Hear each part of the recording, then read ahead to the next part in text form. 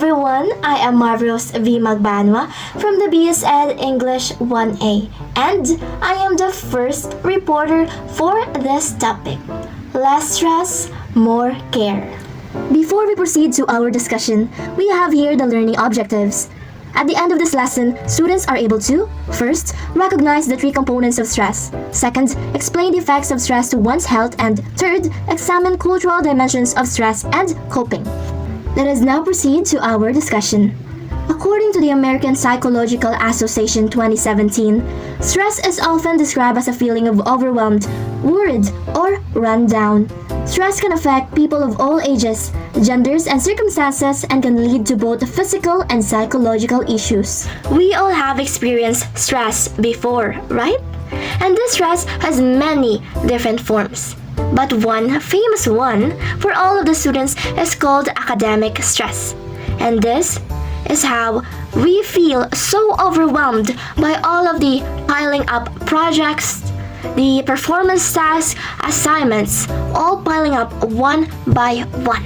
And by this, we are worried that we may not handle or manage this efficiently.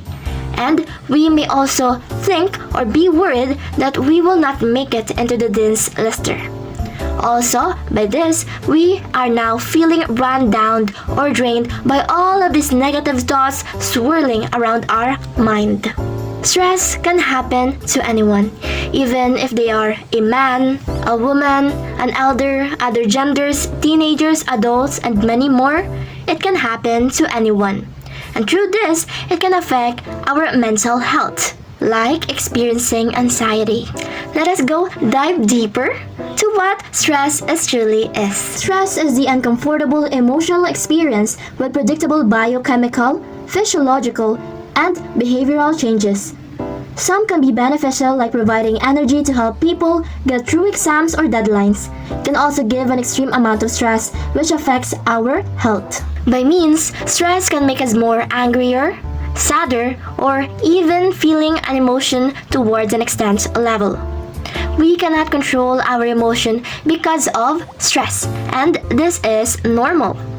And we can also fix this with the help of our next reporters.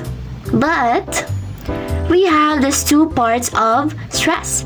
We have the beneficial one, which is the eustress, and the feeling of an emotion that through an extreme amount is called the distress. These two types of stress is coined by none other than Hans Selye, which is a Canadian endocrinologist and is the father of stress. Stress is caused by or results in pleasant or unpleasant stimuli. It is differentiated between harmful stress termed distress, which often connotes disease, and eustress, which often connotes euphoria. So, distress is the negative part of the stress, which can give you mental health problems. On the other hand, we have eustress, which is the positive side or positive part of the stress, which can give you euphoria. That is the intense feeling of happiness. Once again, here are the two types of stress. Eustress, stress in daily life that has positive connotations. For example, graduation, new friends, and winning. For the first example of the eustress, we have the graduation.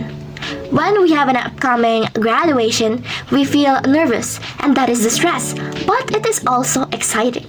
So, that is the positive connotation of the eustress. For the second example of the eustress, we have the new friends.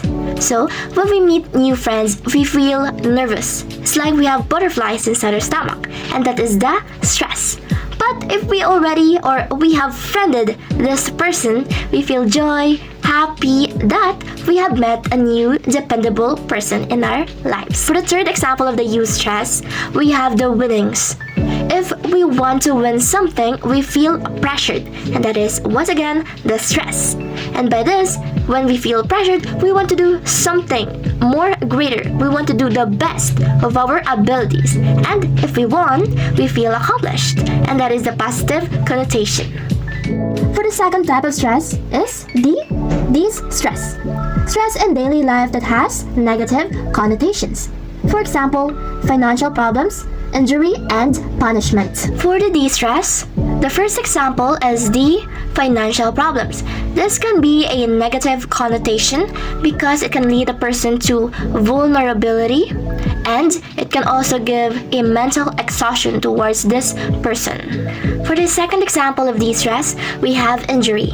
And this can be considered as a negative connotation because if we injured one of our legs, we cannot do our daily task easily. For the third example of the stress, we have the punishment. And this punishment can trigger a stress because it is generally perceived as an unpleasant feeling by everyone.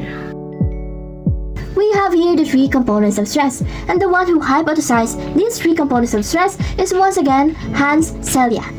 This is the General Adaptation Syndrome, GAS, or Stress Syndrome. It has three components: the alarm stage, the stage of resistance, and lastly, the exhaustion stage.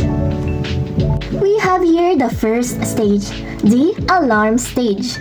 It represents the body's defensive forces. The body is preparing for the fight or flight syndrome. This involves a number of hormones and chemicals excreted at high levels, as well as an increase in heart rate, blood pressure, perspiration, and respiration rate, among others. For the alarm stage, our whole body is being notified to start on defensive mode, and also it prepares a fight or flight syndrome. Do you know what fight or flight syndrome is? If not, fight, of course, from the word fight, it is battling out the problem or the stress. And for the word flight, it is how a person or an individual goes out or runs away from their stress or problem. Through this alarm stage, our whole body is starting to palpitate because of the stress. We have here the second component, the stage of resistance. Body becomes adaptive to the challenge and even begins to resist it. The length of this stage of resistance is dependent upon the body's innate and stored adaptation, energy reserves, and upon the intensity of the stressor. For the resistance stage, we are trying to handle, adopt, manage the stress. Also, we are trying to challenge it. By means, we are using the fight or flight syndrome. But we are only using the fight because we're challenging the stress. Gets? The length of the stage of resistance vary depending on the person's experiences towards the stressors. For the last component, we have the exhaustion stage. Body dies because it has used up its resources of adaptation energy.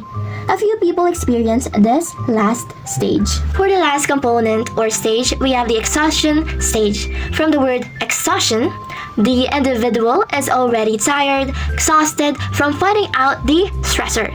And we can also use the fight or flight syndrome, wherein the individual is already using the flight because they already flew away from the problem and then they are already exhausted from trying to manage and handle the stress. For the exhaustion stage, a fewer people only experience this because some knows how to challenge the stress or to cope with it.